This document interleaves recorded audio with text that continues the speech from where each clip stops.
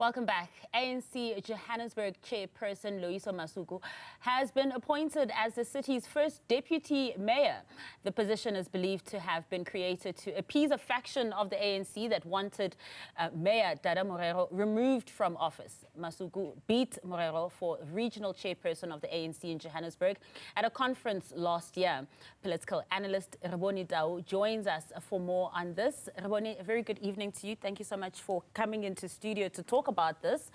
And just delving straight into this deputy mayor position, first of all, when you're looking at all of Johannesburg woes, from potholes to billing and water shortages, I mean, the list goes on. Do we need a deputy mayor? Good evening to the viewers at home. I think it has become a norm, the issue of deputy mayor, and we can look at Tshwane. They also have a deputy mayor.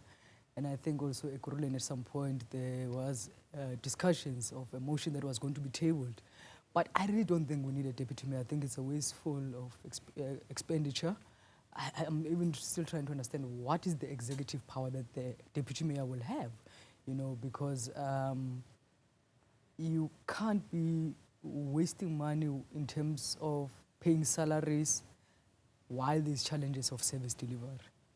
As you have mentioned, potholes, of recent in Johannesburg, there's the water crisis, and people should be focusing on that more than positions in government. Yeah. But, because this person already is an MMMC, so already you are part of the mayoral committee.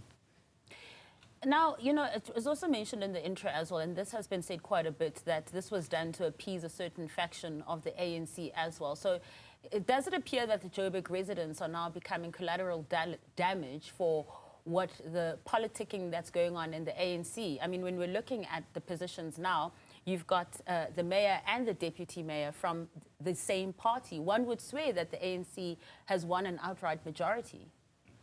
Absolutely. I mean, you are right, because Mbalula, if you remember, immediately after the conference, did say that Dada Morero must not be removed as the mayor. He will finish his term and so forth, right? And if you remember, there was that motion of no vote of confidence that they were trying to push, to remove the mayor.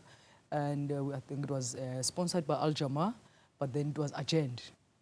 Right, so we knew that means they are going to negotiations. So that means the negotiations was about Loyiso being the deputy mayor, and that's what I'm saying, it's a bit disturbing, and I fully agree with you. It can't be that the ANC focuses more on their own internal issues instead of putting the people first. Service delivery is about people-centered service delivery, not about positions. When people take those positions of responsibility, whether to lead in the ANC, it should be always about the people. It should never be about one's personal interest, and gains and so forth. Where is the opposition? So where is the opposition when this kind of position is created? Where is the opposition when there are so many motions of no confidence against a mayor? There seems to be a lot of troubles as well in the city and no action taken against that mayor. In fact, there's more support given not only from the president's side, but now we also heard in the budget speech that there will also be extra support for the city of Joburg as well, but no focus on the actual mayor himself. So the people of Johannesburg who voted for other parties outside of the ANC, where are they for their constituencies right now? I think that's why I mentioned when they adjourned that council meeting, one knew already that this is it's an issue of game of numbers. There's going to be negotiations building up to the most recent council meeting where the deputy mayor was elected. So obviously, it shows also that opposition parties are there for themselves, right? Because that means they accepted this, they allowed it, and that's why she was uncontested, So it tells you that it's all about, it's a game of numbers. That's what we've reduced politics to. Yeah, and allowing this, for the opposition to allow something like this in a local government election year, how does that bode for those opposition parties who are going to be going and are already on a campaign to say to residents, vote for us, we can turn the city around, but when they do have a little bit of power in council to do something, they don't? No, absolutely. I mean, this is going to be a very, I think, interesting election. I mean, in Johannesburg already, we know that Helen Zille is one of the candidates. Herman Mashaba, they've announced as Action SA. So obviously, they will have to go to the residents of Johannesburg, you know, and sell themselves in terms of what they can offer. But I think it will be very interesting. And I'm not sure if Helen Zille is going to come to council before these elections. And I think if she does, because she's not coming back as the leader of the DA, as she has announced that she's not running this time around. So she's going to have enough time. So if she comes after April, I think that's going to be the most interesting time. It's going to change how things are being done in the city of Johannesburg. What do you mean if she comes, as in if she attends council meetings? Because I think there's a vacancy. The ward that they won now, the person was a PR councillor. So now she's a ward member. So there is a vacancy. So they might delay until I mean, they're going to their conference in April. So April is not far. It's just a month from now on. So they might delay appointing someone to replace the councillor that is now a ward councillor. And she might be in council.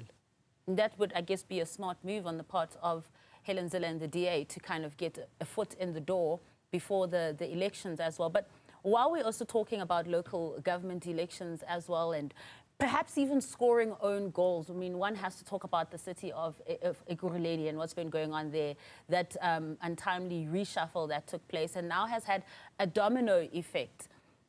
Last week when we spoke to the ANC in Ekurhuleni on the show and we said there is trouble in that municipality, they said, no, there's no trouble. On an administrative level, things are working just fine. We only have 3 vacancies to fill. And of course, the EFF, they're saying their hope will be mature enough to support them in other municipalities, even though they went behind their backs on this decision. And of course, we saw this week the repercussions for that in Mogale City and in the West Rand municipalities as well, where the EFF didn't go and support the ANC. Would you say that what happened in the city of Ekurhuleni will not only have a domino effect in that city and other municipalities, but also the province of Gauteng?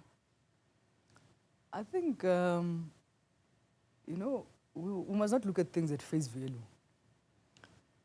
This week I had a conversation with someone from West Rand, right? And I mean, West Rand, you've got Mogale City, you've got Rand West, you've got Marafo, which are the local municipalities, right, under West Rand District Municipality. There is serious challenges also at council level. And one would expect that it won't be a walk in the park, because also, as you are mentioning, those are also in coalition, right? And those things. And Marafong, it's an ANC-led municipality. They also failed to pass the budget. That shows that at this point, there's serious problems at local government. And I think you were right also to mention the issue of Johannesburg, you know, that where's the opposition parties? So also in these municipalities, I don't think that it's the problem of Ekurhuleni that is creating for Johannesburg. It's their own power struggles. Because you must remember that, for example, in West Rand, they are also preparing for their regional conference. And there's like serious fights. I think someone was telling me that 17 members of that RSC in the West Rand have written to the ANC a petition.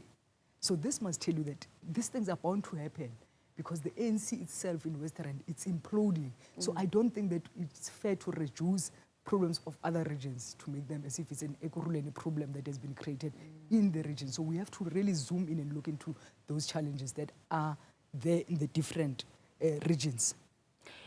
And that's an interesting point that you make as well, and I appreciate it, because it's not just only one problem area. There are several municipalities where there needs to be kind of a balance of powers. Just before I let you go, how would you rate how the ANC is balancing power in this new era of it, where it doesn't have a majority? Does it still seem to be operating as if it does? It's very difficult when you've had power for a very long time to accept and to adjust. And I think this year marks a decade since the ANC lost the metros in 2016. But they are still struggling how they manage things at a local government. And one had thought that there would be some improvement over the years, but we have not seen that improvement. But when I look at Ekurhuleni, and I want us to go back there, one of the things at this point is that Zomis Izwe, the secretary, they want to redeploy him back to the ANC regional office. Because if you understand the ANC Constitution, Rule 16, it says the SG, which means automatically the SG, the secretaries of the provinces and the regions are full-time. So, and with the problems that are there in Tembisa, I think that's one of the reasons why they want him to go back to the region, so that he can service the organization on a full-time basis. So, for me, I think there it's a good move, because some of these regional secretaries are not full-time in office. So how do you then service the organization, which means that you must serve the people at a party level, and then you are still doing government work? It's very difficult. And that's why you have Mbalula full-time at Luthuli House. But you're not seeing that in some of the regions. And that's what in Ekurhuleni, with this stand that he pulled this week, is that because he was told that he needs to go to the regional office. It's elections here, there's problems in Tembisa, he needs to go and deal with them outside of government as the ANC. I know I said finally, but just one quick one before I let you go as well. We were talking about this phenomenon of deputy mayors, you know, how other metros also have them too. Does this appear to be something that will now stay in the city of Joburg? Now that we've created it, do you foresee that if there's another administration that comes in, another party that comes in, or another coalition, that they'll say, let's do away with this thing because it was actually done for perhaps dubious reasons? I want us to go to Swan. In Swan, when it was created by the DA, where the current mayor was a deputy mayor to bring. And when the ANC took over, they kept it. So it seems like it's going to be something that we have to live with, just like coalition government. They're here to stay. Well, Rebone, thank you so much for helping us just make sense of all of this that happens in our world of politics. Really appreciate your time, and also that reminder that it actually has been a decade since those 2016 local government